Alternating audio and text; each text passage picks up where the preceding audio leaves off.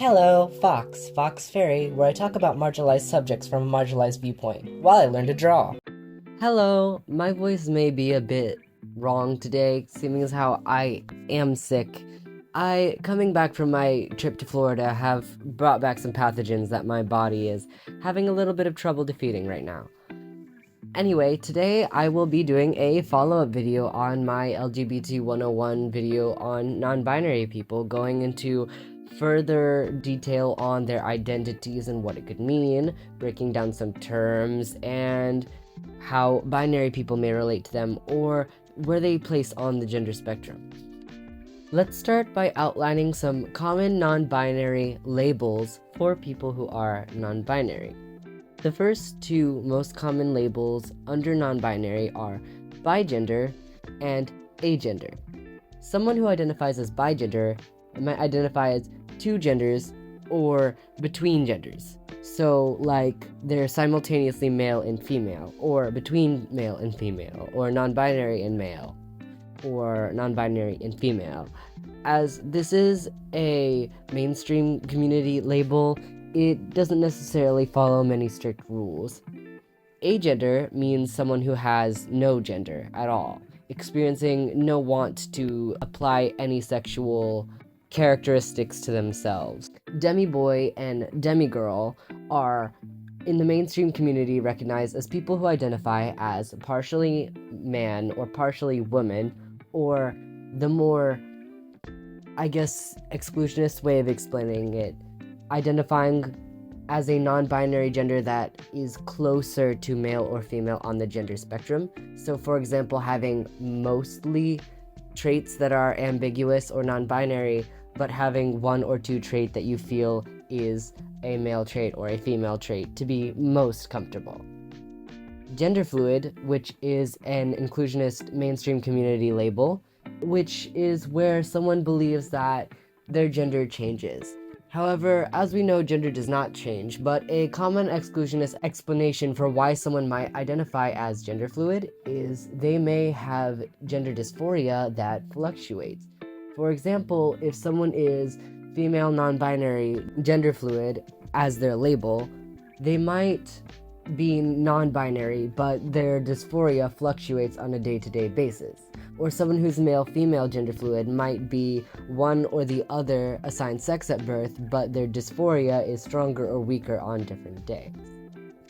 Genderqueer is another term for someone who feels as if they are outside of the gender spectrum or outside of male or female completely, being some sort of third gender. However, queer is a slur, and it's not too different from agender, for example, or bigender. It's not necessarily redundant, but I don't really see the purpose for a label such as this. However, I'm not here to tell you what labels you need to use. There are the labels null sex and duosex in the transmedicalist community. However, null sex and duosex are both explanations of a transition goal. So null sex is someone who wishes to transition into a body that has no sex characteristics, and duosex is someone who wishes to transition into a body that has a mixture of male and female sex characteristics. Some more terms are Neutrois and androgyne, which are common in the true scum community. Neutrois meaning practically that you are neither male nor female, but somewhere in the middle or somewhere without gender. Basically, it's an umbrella term for both duosex and null sex. Androgyne is a term that means that you identify as an androgynous gender, or a gender that is not distinguishable. So basically, you as a person would identify as somewhere between male and female. Intergender is another term where you identify as the brain construction that would exist for the body that's related to intersex individuals. Some intersex individuals feel as if this is offensive to them, as they believe that their intersexness is not a sex but a disorder. People who are intergender believe that their gender is an outlier in the sexual construction of gender. Some neo-labels that have been proposed by people that I know somewhat personally on my Discord server, which is not a bastion of information, but if you wish to have some labels that properly describe you, then you might like these. Keep in mind these are neo-labels, and neo-labels are not entitled to be viewed as important or as known as other more commonly known labels.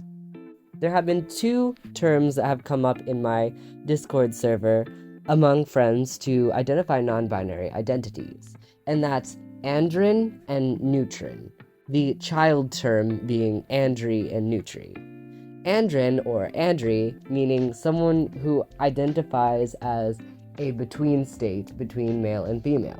So this person would identify most correctly with a mixture of male and female sex characteristics and social man and woman gendered traits.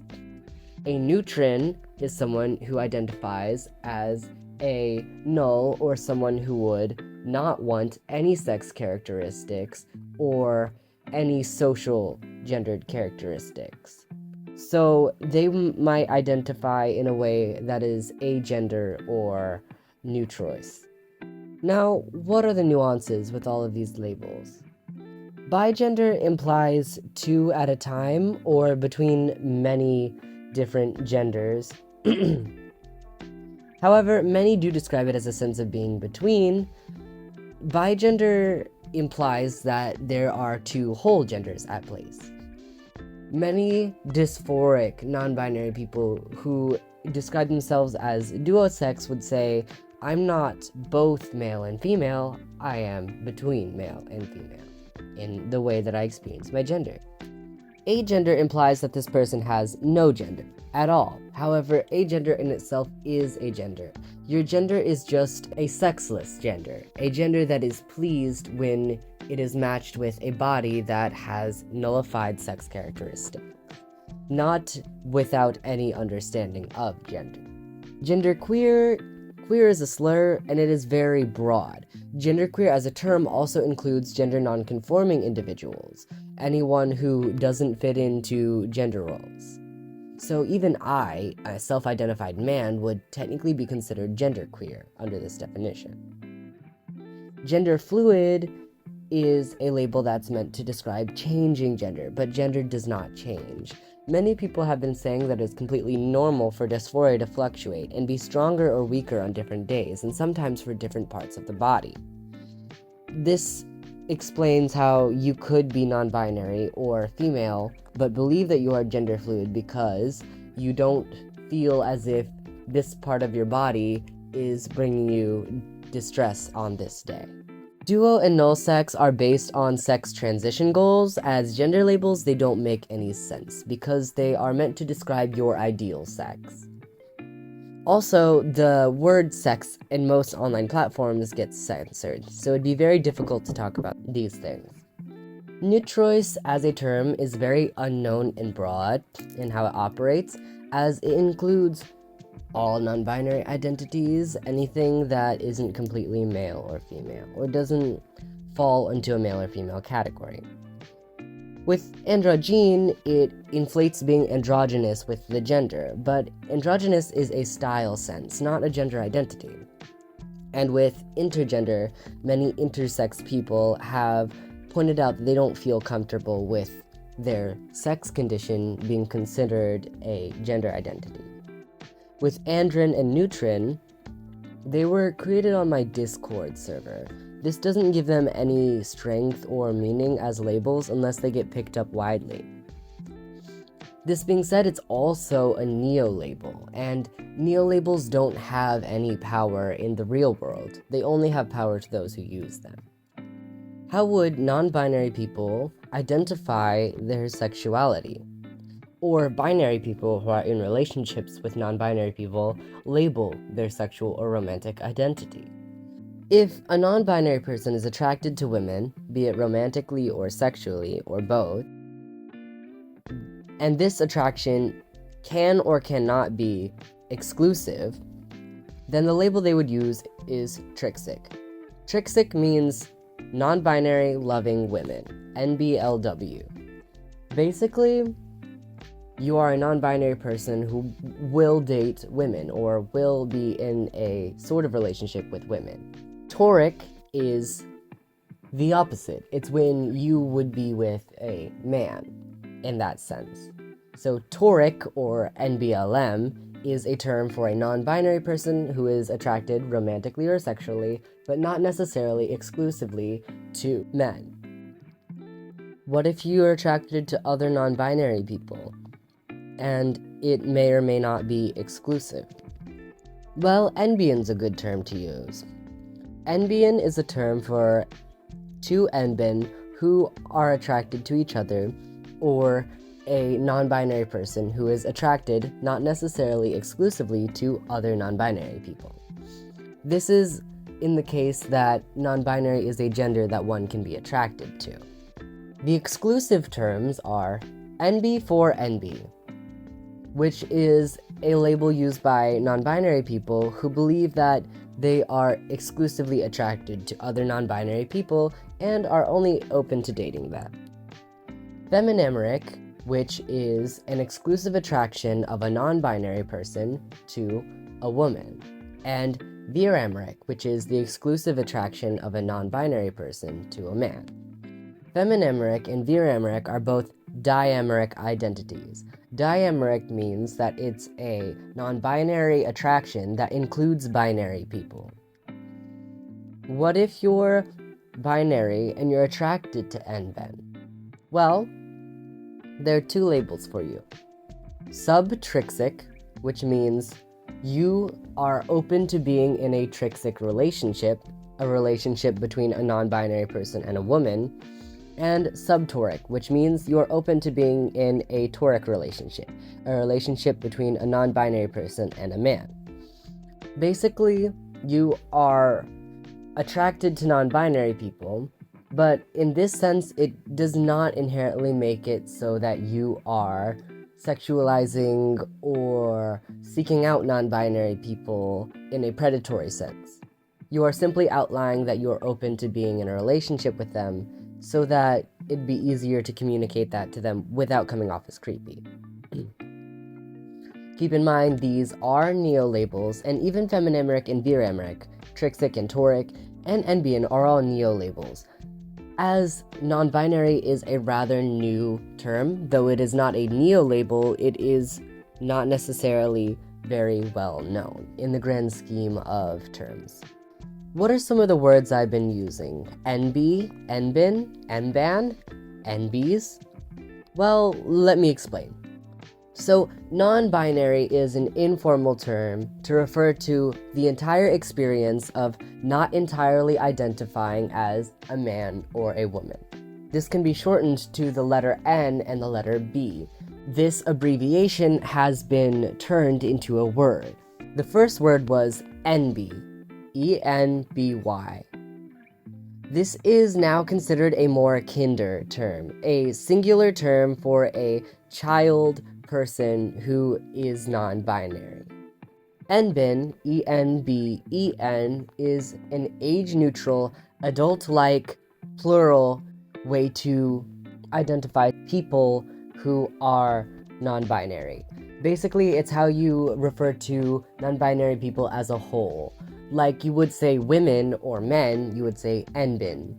NBan, E-N-B-A-N, sort of like how you would say woman or man, is an adult singular term meant to outline a person who is non-binary. And NBs, E-N-B-I-E-S, is a kinder plural way to address someone who is non-binary. These are, in general, words that have been claimed by people online to make it easier to refer to non-binary people, and it makes it easier to compare non-binary people to binary people, allowing them to more easily relate to people all across the gender spectrum and make everything smooth out a little bit more, adapting them into society just a little bit to make it easier in the future to have a world where being non-binary is seen as normal. What is the gender spectrum? The gender spectrum is a triangular graph with male at one top end and female at another top end, with agender at the bottom. Anything between male and female, but above agender, is bigender or duosex. Null sex or agender at the bottom is another non-binary term. Anything in between the top 2 points of the gender spectrum is non-binary, and anything that is close enough to either 2 points of the gender spectrum to not cause any major discomfort with one's body is binary. What is the scientific support for non-binary people, neurologically? Well, there aren't very many studies, as non-binary people are a very niche issue to research. However, there is one study in particular, a hypothesis definitely, but still, that's the closest we had in the beginning of most transmedicalist studies. In fact, the gendered brain theory in trans people wasn't even close to being considered even close to accurate or proven until after they were capable of performing tests using such hypotheses. The hypothesis for non-binary people is that bigender or duosex individuals have higher brain plasticity or higher binaural switching in their halves. They believe that all people experience some neurological switching in the halves of the brain. However, that bigender or duosex people experience more neural switching, causing it to affect their experience regarding their body. Some people in the transmedical community believe that bigender individuals experience a construction of the brain that has perfectly middle split sex characteristics. Because we do know that brains are sexually dimorphic, we don't know what happens when they are completely perfectly half and half. However, there are no hypotheses or studies for people who describe their gender as being agender or null sex. If I'm wrong on any of this, please let me know, and I will link the study in either the description or the comment section if anyone feels as if they would like to see some support for these claims. That's all I have for today. This one was one of my shorter ones. I'm just really trying to get back into video making after that long trip with Florida and hanging out with my boyfriend. It's just been a whole lot, and I'm going to Pride next week, and I have college in 3 weeks, so I'm really excited and dealing with a lot of life things. Don't worry, I won't give up on you guys. I haven't even stopped posting on my Tumblr yet. I promise I'm never going away. And I really do respect you guys and making a community where transmedicalists, true scum, or just exclusionists in general can feel safe, as that's very hard to find on the internet. There will be a Discord, which is going to be in my link tree, which is going to be in my pinned comment. Here's the picture of it up on screen for all of you. I, again, am so sorry for the hiatus, but I am back, and I love you. Bye.